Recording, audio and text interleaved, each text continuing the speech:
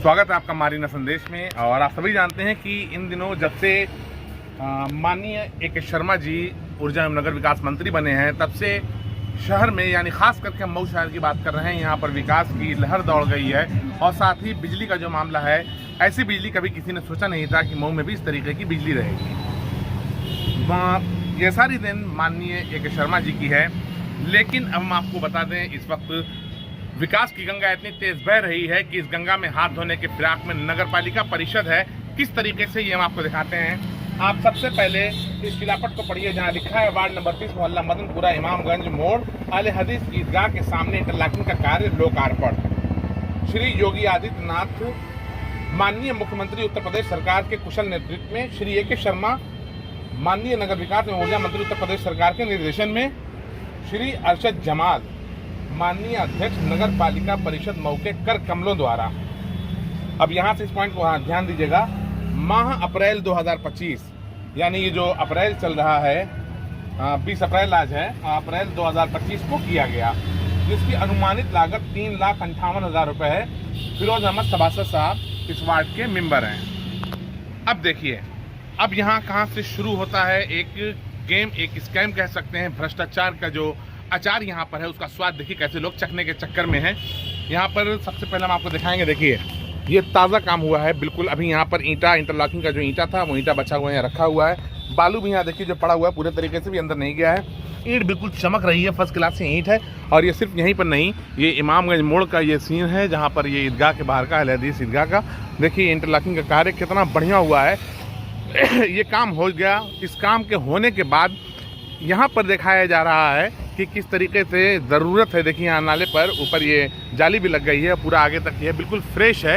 ईदगाह के बाहर किसी भी तरह की यहाँ कोई कमी नहीं दिख रही है। काम में बिल्कुल बेहतरीन यहाँ पर ये दिख रहा है, ऊपरी ज़ाहिरी साफ़ सुथरा काम दिख रहा है। और ये काम जो संपन्न हुआ ये अप्रैल महीने में हो चुका है। लेकिन अब जो भ्रष्टाचार शुरू होता है, सामने आप स्क्रीन पर हमारे देखेंगे, ये एक टेंडर है। इस टेंडर में तीसरे नंबर पर आप देखेंगे, यही पता, यही लोकेशन दे करके 4 लाख कुछ हज़ार रुपये जो सामने आप देख रहे हैं, यानी 3,58,000 रुपये में जो काम कंप्लीट हो चुका है। 4 लाख कुछ हज़ार रुपये का टेंडर हो रहा है, जो दिख रहा है, जो काम बिल्कुल फ्रेश है, जहाँ कोई ज़रूरत किसी तरह की नहीं है, यहाँ पर टेंडर किया गया है। अब जब इस बाबत हमने आज नगर पालिका ई.ओ. साहब से हमने बात किया, तो नगर पालिका ई.ओ. साहब ने ये बताया कि जो टेंडर हुआ है वो भूलवश हो गया है और ये टेंडर को कैंसिल कर दिया गया है, जो इन्होंने मौखिक रूप से हमें मोबाइल पर बताया है। कोई ऑफिशियल अभी हमें जानकारी इसकी नहीं मिली है। लेकिन सवाल ये उठता है कि नगर पालिका कई लाख रुपए की भूल इस तरीके से करता रहेगा तो काम कैसे चलेगा। एक आईडी है आली वकार के नाम से, जिस पर ये पोस्ट कर दिया गया कि इस तरीके से भ्रष्टाचार का अचार सभी लोग चख रहे हैं। उसके बाद से नगर पालिका सतर्क हो गया, और सतर्क होने के बाद आगे क्या करता है इस पर भी देखना है। और साथ ही माननीय ए.के. शर्मा जी की जो विकास की गंगा बह रही है, इस गंगा को दूषित करने के लिए जिन लोगों ने इसमें हाथ धुला है और इस चीज़ को गलत तरीके से इस्तेमाल किया जा रहा है, नगर पालिका का जो गरीबों का टैक्स का पैसा है, इस टैक्स के पैसे से किस तरीके से यहाँ पर गड़बड़ घोटाला किया जा रहा है, ये सारी चीज़ें आपने अभी स्क्रीन पे हमारे देखा है।